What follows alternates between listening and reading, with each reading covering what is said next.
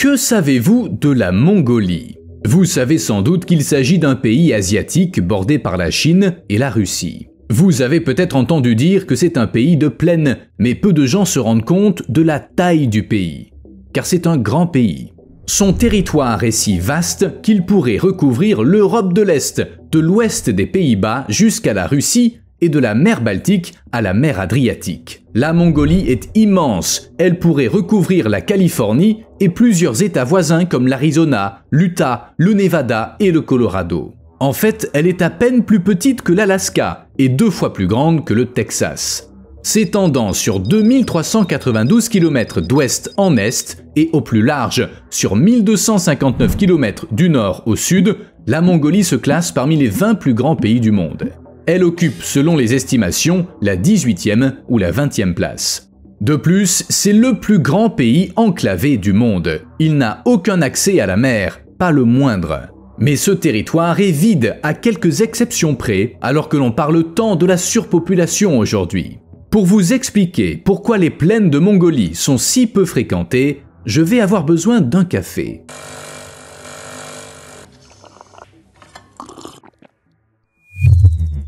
Un aimable rappel à ceux qui ont tendance à oublier de laisser un like. Pensez à le faire à la fin ou même en cours de visionnage. Et merci pour ce que vous savez. C'est parti. Bon, la Mongolie est un pays vaste, donc en théorie, des dizaines de millions de personnes pourraient y vivre. Mais en 2024, elle ne comptait que 3,5 millions d'habitants. Ainsi, en termes de superficie, la Mongolie se classe au 18e rang, mais en termes de population, elle est 131e.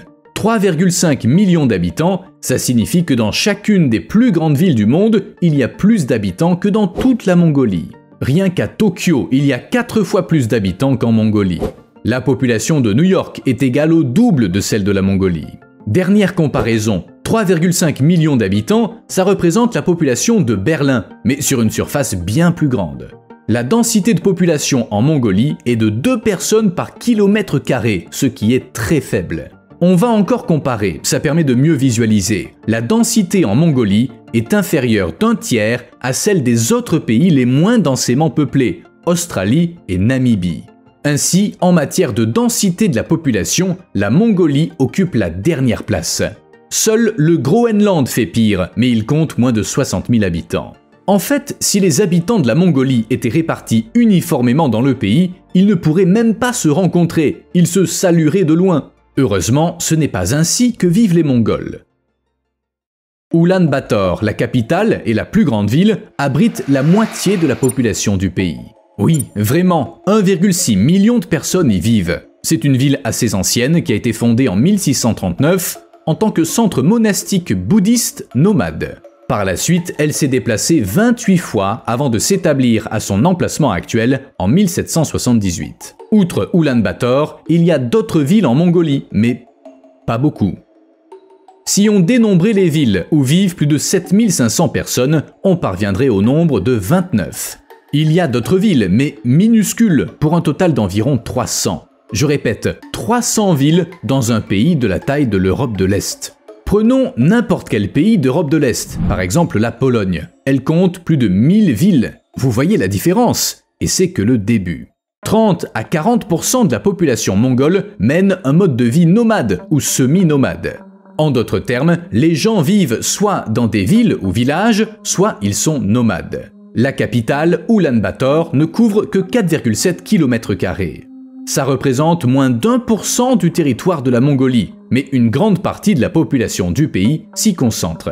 En fait, 99,7% de la Mongolie est inhabitée, et il y a de bonnes raisons à ça. La majeure partie du pays est couverte de steppes herbeuses, avec des montagnes au nord et à l'ouest, et le désert de Gobi au sud. On n'y croise presque jamais personne. La partie occidentale est constituée de zones d'altitude qui, bien entendu, ne sont pas adaptées à la vie. Vous vous souvenez que la Mongolie est enclavée? Eh bien, le pays ne compte pas non plus de grandes étendues d'eau. Et c'est notamment pour ça que le territoire est si stérile. Une autre raison est la rigueur du climat, notamment les fronts secs et extrêmement froids qui arrivent de Sibérie et rendent les hivers mongols très rudes. Il n'est pas surprenant, bien qu'un peu inattendu, qu'Oulan-Bator soit considérée comme la capitale la plus froide du monde. C'est dû à son altitude élevée, à sa latitude, au fait que la ville se trouve à des centaines de kilomètres de toute côte et à l'influence de l'anticyclone sibérien. La ville connaît des étés certes courts mais chauds et des hivers très froids et secs. Les températures les plus basses en janvier sont enregistrées avant le lever du soleil et elles vont de -36 à -40 degrés Celsius. Ah, en parlant d'été brûlant, il fait parfois incroyablement chaud en Mongolie. Les températures avoisinent souvent les 40 degrés. Grâce aux montagnes qui l'entourent, c'est l'un des pays où les journées sont les plus claires et les plus ensoleillées au monde. En moyenne, la Mongolie compte 257 jours sans nuages par an. Tout comme la partie occidentale et ses montagnes, le sud de la Mongolie est vide lui aussi. Ça ne date pas d'hier. Les gens ne s'y sont jamais installés en raison des conditions bien trop rudes. La survie y est presque impossible. Même les chameaux, dont les nomades dépendent beaucoup, ne font pas une grande différence. Bref, pour faire court et ne pas vous noyer dans les détails, je dirais simplement que les gens s'en tiennent aux régions du pays où il fait bon vivre. S'il n'y a personne, ça signifie qu'il n'est pas possible de vivre là. Ou alors, au prix de beaucoup de ressources et de motivation et sans réels avantages. C'est pourquoi certaines parties de la Mongolie sont désertes. Cependant, c'est pas seulement à cause des hivers froids, des étés étouffants et du vent. Il y a une autre raison, le sol. En Mongolie, en raison des hivers glaciaux, une grande partie du territoire est constamment recouverte de neige. Les étés ne sont pas assez longs pour que le sol dégèle. C'est ce qu'on appelle le pergélisol. Justement, la Mongolie se classe 5e pour l'étendue de la couverture de pergélisol après la Russie, le Canada, la Chine et les États-Unis. Même la capitale se trouve dans une zone de pergélisol brisé, ce qui signifie qu'il est difficile d'y construire. La température du sol y varie moins au cours de l'année que la température de l'air. De plus, il y a du pergélisol à certains endroits, mais ailleurs le sol dégèle. Construire sur du pergélisol est un sacré défi pour les ingénieurs et les entreprises de construction. Et pas seulement parce qu'il faut creuser le sol gelé et enfoncer des pieux et bâtir les fondations. Si un jour le pergélisol sous le bâtiment dégèle, les fondations s'enfonceront et le bâtiment s'écroulera. Et comme le réchauffement climatique bat son plein, il est difficile de prévoir le dégel du pergélisol. Alors, construire des bâtiments est complexe. Sans oublier que sous un climat froid, les bâtiments doivent être chauffés. Et si la conception est mauvaise ou que l'entretien fait défaut, ça peut entraîner des cycles de gel et de dégel dans le sol. De quoi provoquer des mouvements, des glissements de terrain et de gros dégâts. Et construire des bâtiments dans de mauvaises conditions n'est pas le seul problème. Pour attirer des habitants, il faut qu'ils aient de quoi manger, et tous les jours. C'est pourquoi les fermes du monde entier occupent beaucoup de terre, contribuant au développement de la population de la planète. Mais en Mongolie, où il gèle en permanence, il ne peut être question de ferme. Et même quand le sol se réchauffe, ça entraîne d'autres problèmes. En effet, on ne peut pas y faire pousser grand-chose. Soit il est trop salé, soit il y a des dépôts rocheux, c'est-à-dire que le sol contient des cailloux qui empêchent toute culture. Altitude élevée, écart de température, longs hivers et faibles précipitations font que le potentiel agricole est, disons, très limité. La période végétative, c'est-à-dire le temps dont disposent les plantes pour croître, n'est que de 95 à 110 jours. En fait, seuls le blé, l'orge et les patates peuvent croître en si peu de temps. Pour toutes ces raisons, le secteur agricole se concentre sur l'élevage nomade. 75% des terres sont réservées au pâturage et 3% seulement de la population pratique l'agriculture, sans doute les gens les plus malheureux du pays. D'ailleurs, ils vont un peu à l'encontre des traditions puisque le bétail a longtemps fourni aux Mongols nourriture et vêtements. De plus, la nécessité de s'occuper du bétail est liée au mode de vie nomade. La végétation est rare, de sorte que pour nourrir les animaux, il faut se déplacer sans cesse. C'est ce que faisaient les nomades, et ce qu'ils font encore aujourd'hui. En Mongolie, la vie en ville et à la campagne est très différente. La capitale, Ulan-Bator, est une métropole moderne avec des gratte-ciel en verre et en béton. On y trouve des centres commerciaux, des cinémas, des cafés, des musées et des hôtels. Bref, c'est une ville ordinaire. Pendant ce temps, les nomades élèvent leur bétail. Comme ils le font depuis des siècles, ils parcourent la steppe et ils vivent dans des yourtes. La Mongolie abrite l'une des dernières cultures véritablement nomades. 1/5 de la population est constituée d'éleveurs et le mode de vie nomade est étroitement lié aux traditions du pays. Mais la vie moderne rattrape même les habitants des steppes. Les nomades modernes sont connectés au monde extérieur, du moins ils ont des téléphones avec accès à Internet. Pour recharger leurs gadgets, ils utilisent des générateurs ou des panneaux solaires.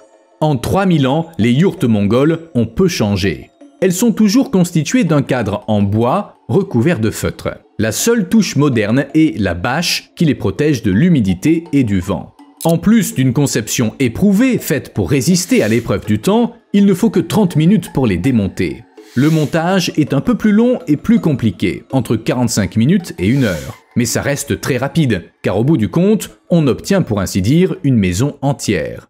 Outre ces maisons mobiles, les nomades disposent de pâturages familiaux qu'ils parcourent tout au long de l'année pour s'assurer que leurs animaux ont de quoi manger.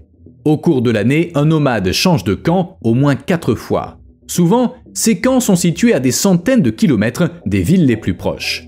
Au milieu de nulle part. Ce qui est, compliqué de nos jours. Comme les nomades se déplacent constamment, il est impossible d'attribuer une adresse à une yourte. Aussi le pays dispose-t-il d'un système unique, un code composé de lettres et de chiffres.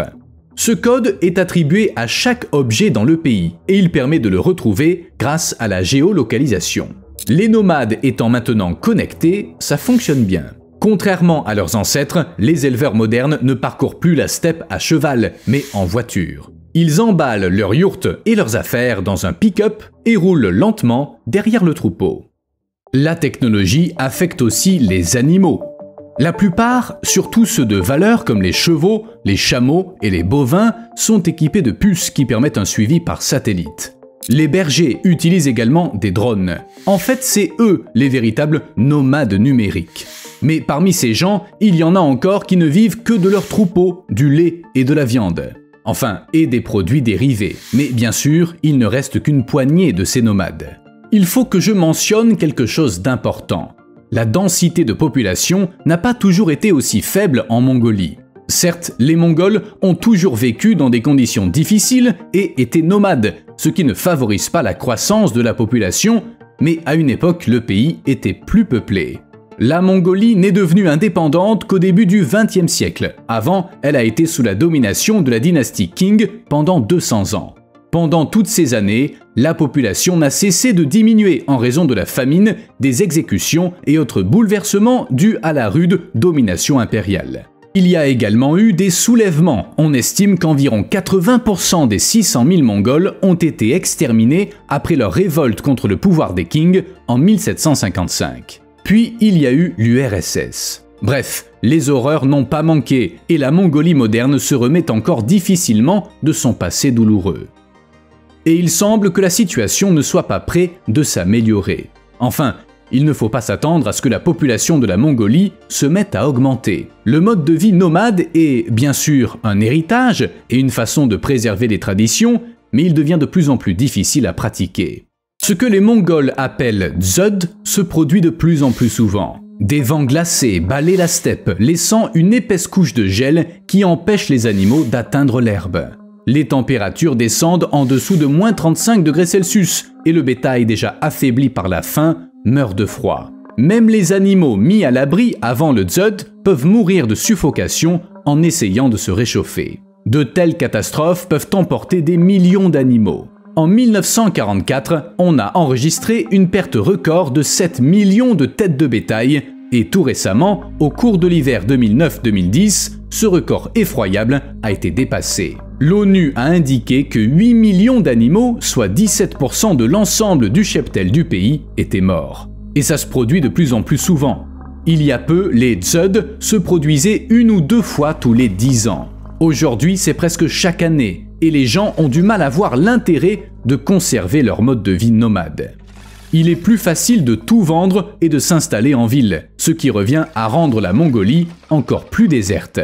En outre, le changement climatique et une mauvaise gestion nuisent au pâturage, dont 90% sont touchés par la désertification. Les steppes sont en train de perdre leur végétation. La température en Mongolie a augmenté de 2,2 degrés depuis 1940, ce qui est beaucoup plus élevé que la moyenne mondiale, tandis que la quantité de précipitations a fortement diminué.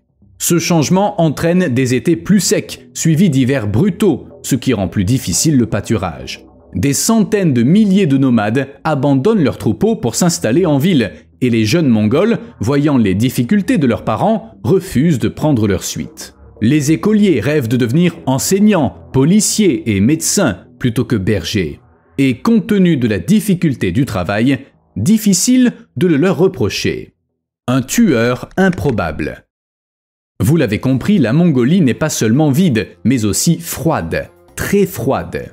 Mais personne ne s'attendait à ce que l'hiver 2015-2016 soit si brutal. Cette année-là, la température est descendue jusqu'à -50 degrés, ce qui a eu des conséquences catastrophiques.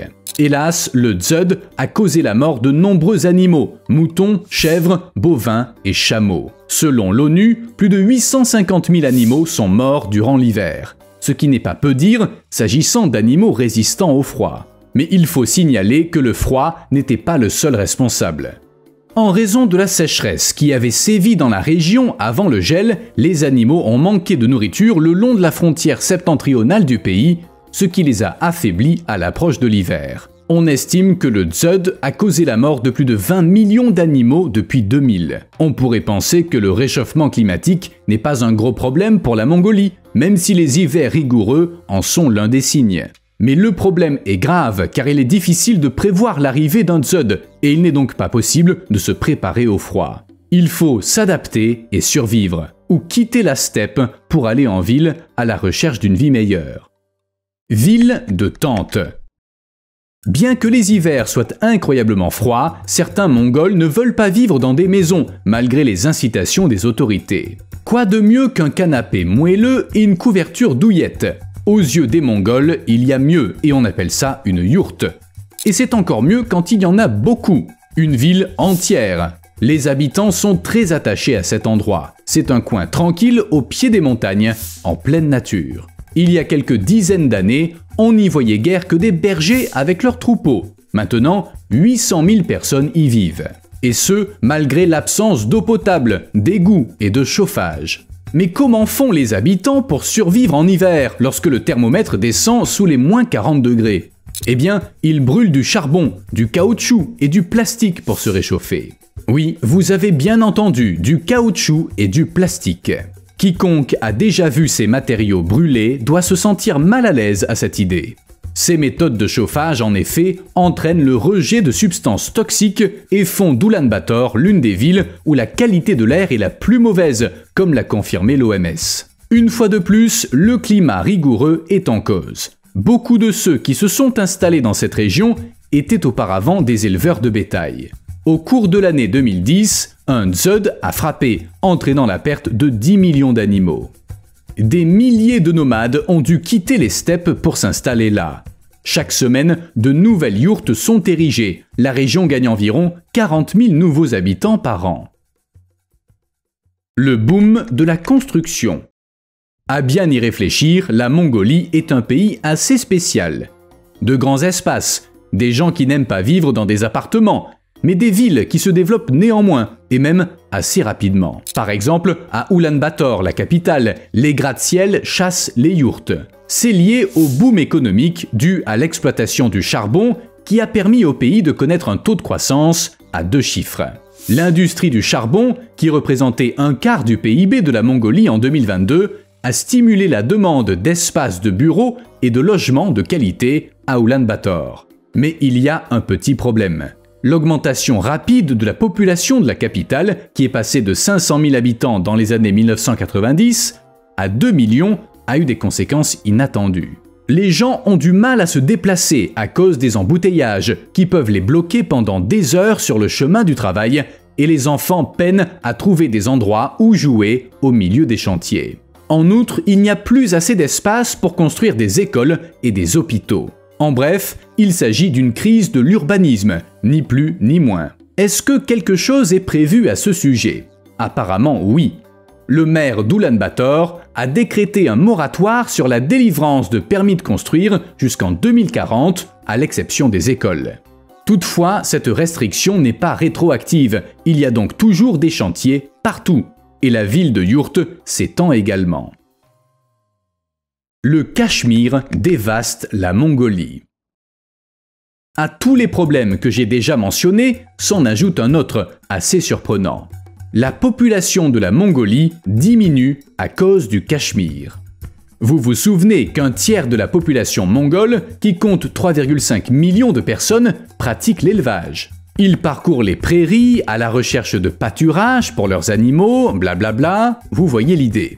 Mais comme je l'ai mentionné, la Mongolie est confrontée à une crise écologique majeure. Ces vastes steppes sont en voie de désertification. En raison de ce problème, de nombreux éleveurs abandonnent leur mode de vie traditionnel. À côté de ça, il y a la Chine et ses besoins en Cachemire. Et pas de petits besoins, il leur faut énormément de Cachemire, ce qui fait grimper les prix. Les éleveurs mongols ont donc décidé d'acheter des chèvres. Les chèvres, qui se nourrissent de racines et de graines, ont un impact beaucoup plus destructeur sur les prairies que les moutons et les bovins. Bref, vous voyez le problème, non ? Les prairies disparaissaient déjà et les chèvres aggravent les choses, ne laissant rien aux autres animaux et obligeant les éleveurs à abandonner leurs troupeaux. D'un autre côté, les éleveurs mongols tirent maintenant des revenus décents de la vente du Cachemire. C'est pas comme s'ils avaient le choix. Yurt à louer. Mais faisons fi de tous ces problèmes et parlons de quelque chose de plus agréable. Par exemple, de voyage. Vous êtes déjà allé en Mongolie? Moi non plus, mais après ce que je vais vous dire, vous aurez peut-être envie de la visiter. Airbnb propose une offre unique en son genre, une yourte traditionnelle dans un endroit isolé. À l'intérieur, 2 lits en bois et 2 sacs de couchage, ainsi qu'un réchaud pour cuisiner des plats de viande et des nouilles. Cet hébergement surprenant peut être réservé pour 2 ou 3 nuits et il y a une autre yourte à proximité où résident les propriétaires. Certes, c'est pas destiné aux gens incapables de se passer de leur petit confort. Il n'y a ni baignoire, ni toilette, et les meubles et le décor, eh bien, ils mettent dans l'ambiance. Mais on y est bien nourri, 3 repas par jour. En outre, les visiteurs sont invités à participer aux tâches quotidiennes comme l'élevage de rennes.